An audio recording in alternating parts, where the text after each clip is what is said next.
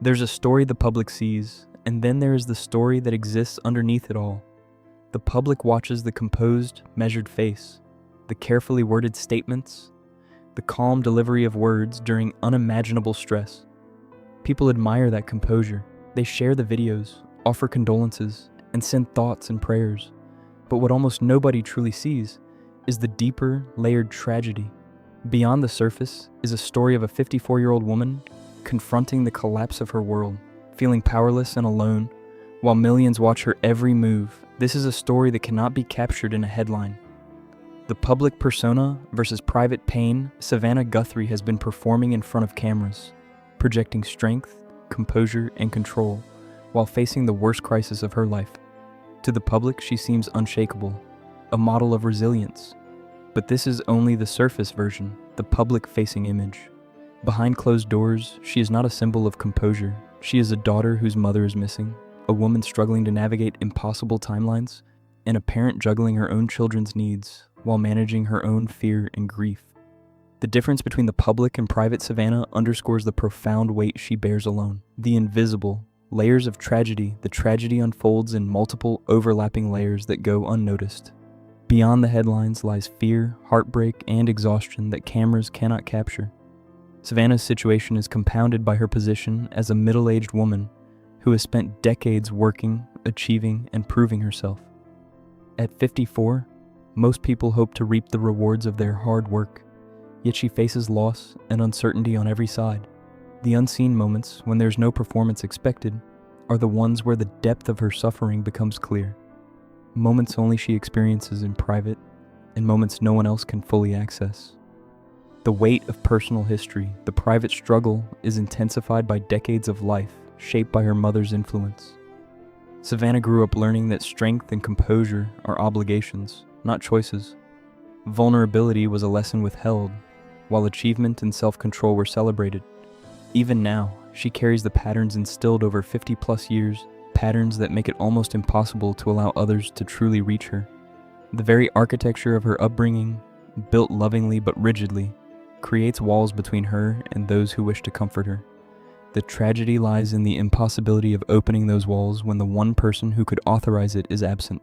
The missing voice. The most critical voice in Savannah's life right now is that of her mother, Nancy. She is the one whose guidance could allow Savannah to let down her guard, to stop performing, and to simply be human for a moment. But she is not there. That absence transforms the situation from difficult to unbearable. The walls constructed over decades remain intact, and Savannah must navigate immense grief and fear without the reassurance that could bring immediate relief. The absence of the person who shaped her understanding of love and strength amplifies the pain beyond what any observer could truly grasp. The complexity of love. Nancy's love for Savannah is unquestionable and fierce, yet love expressed primarily through high expectations and standards can create its own form of quiet suffering. It teaches that strength is a duty, that vulnerability is private, and that the approval of the loved one is earned through achievement. This kind of love leaves a hunger in the recipient, a persistent question about self-worth that success and admiration cannot satisfy. Savannah's lifetime of public respect and professional achievement cannot fill the void left by the absence of unconditional reassurance from her mother. The voice that matters most, asking, "Am I enough?" The lifelong question from childhood to her current crisis. Savannah has been asking the same question in her heart. Am I enough? Not in front of colleagues, viewers, or strangers, but in the voice that matters most, her mother's. At 54, she faces an impossible situation while still grappling with the need for that validation. It is not a reflection of weakness or failure. It is the natural consequence of a lifetime spent performing for love, learning early that composure was rewarded while vulnerability remained dangerous. The tragedy lies in the persistence of this inner question, intensified by the circumstances surrounding her mother's disappearance, the hidden pain of public strength. The world sees Savannah as invincible, but that perception is misleading. Her public strength is a learned response, not a natural state. Every composed appearance is a performance shaped by decades of conditioning and the absence of the reassurance she craves most. Those who watch and admire her cannot access the moments when she is simply human, alone with her fear and grief. The tragedy is compounded by the disconnect between perception and reality.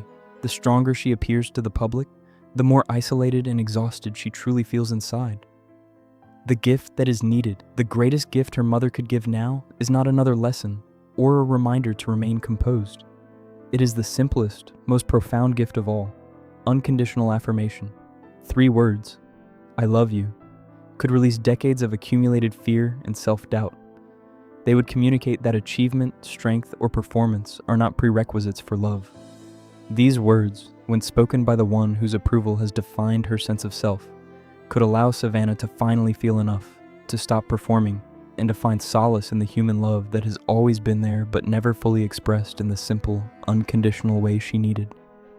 The core of the tragedy, the deepest tragedy, is that the person who could offer this gift, the reassurance that Savannah has been searching for her entire life, is absent.